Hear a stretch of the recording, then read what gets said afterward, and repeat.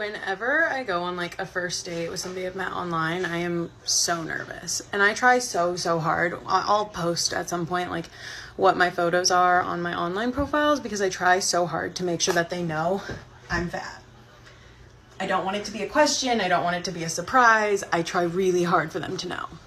I was talking to a friend about this, and she was like, oh my God, has somebody ever like said that? And like, I can think of a solid 2 to 3 times that someone has like gone and like showed up on the date and they say something along the lines of, wow, it's like, you look different than I thought you would. Or one guy that I slept with and then messaged me afterwards and said, you know what, I think that you just look different than I thought in person. After we slept together. So anyway, every time I'm about to go for a date, I am terrified. So, can you tell that I'm fat? Can you? Because I'm trying really hard to not freak out about the fact that like he could show up and be disappointed about what I look like. I know it's said all the time, especially on this app, I guess it depends who you're following, but like dating as a fat woman is incredibly stressful, and it's also just difficult and hurtful 99% of the time. Anyway, we'll see how this goes. I don't know. I'm a conservative Muslim. We don't even date, period. If I wanted to marry you today, I would go to your father and I'd approach your father. What's your dad's name? Dan. I'd say, Dan, I've taken interest in your daughter. I think she's a lovely girl, but I wanted to approach you first. This is the respectful manner. I approached your father, Dan. And your father, he would take that responsibility of vetting me out. He would take his due diligences upon me. And then after that, once Dan has gotten to know me and has accustomed himself with me, and me and you have sat down a couple of times, maybe we go for coffee, the family don't always have to be around. After that process, it's very swift and quick. At that moment, you and your father, Dan, will decide. You say to your dad, look, I like him or I don't like him. And then after that, your dad will be like, okay, we're going to make this happen or we don't make this happen. And in this way, I don't mess around with Dan's daughter. Dan's daughter is able to maintain one of her most valuable assets, which is her chastity. What would you do if your boyfriend that was 25 years older than you, who you had been with for 7 years, disappeared overnight?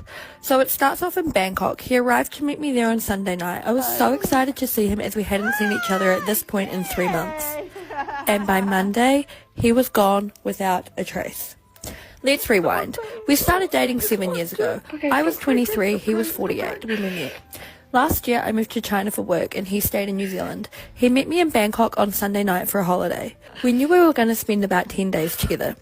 Monday night, so less than 24 hours of him arriving, I left the hotel room for 40 minutes, came back, and he was literally gone. All his things were gone, and whatever he had of mine was lying in a pile in the room. I'm back in China. I genuinely have no clue where he is or where he went. Please, don't promise anybody. Don't promise anybody anything if you know you can't feel it. Just don't.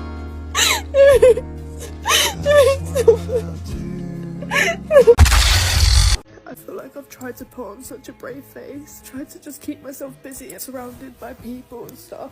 Any little moment that I get alone, just break down in tears. I just feel like I'm never gonna be okay again, and like I know I will be. It's just like everything we said to each other just was like racing through my brain. I'm so scared of how I feel. I just feel trapped. Like I feel like I'm never gonna get out of this feeling. My chest just hurts so much. I'm crying because of him, but he's the only person that I want to comfort me. Like I just want him.